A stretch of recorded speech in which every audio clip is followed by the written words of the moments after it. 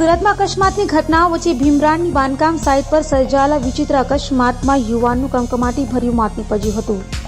સુરત શહેરના ભીમરાણ વિસ્તારમાં ચોંકાવનારી ઘટના બની છે।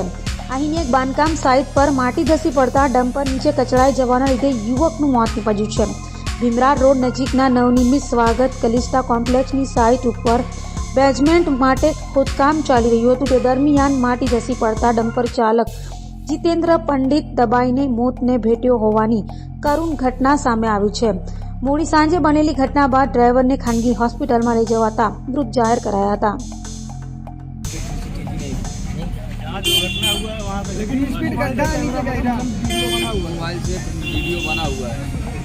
और वो बता रहे हैं मिट्टी गिरी है, लेकिन वो जब ऐसे मिट्टी नहीं गिरेगी जब तक खोदेंगे वहाँ वो पीछे गए थे वहाँ से देखना चाहिए ना, देखना चाहिए, बुलाना चाहिए ना वहाँ पे कि अरे वो खुदाई चल रहा है वहाँ मत जाओ। शाम को बोल रहे थे होना चाहिए ना आपके पास अगर काम कर रहा है वीडियो है, कैमरा वहाँ लगा। हाँ तो वीडियो वहाँ कैमरा नहीं, कैमरा बाहर लगा हुआ है, मोबाइल कैमरा से वीडियो बनाए, मोबाइल से वीडियो बना हुआ है। मोबाइल से वीडियो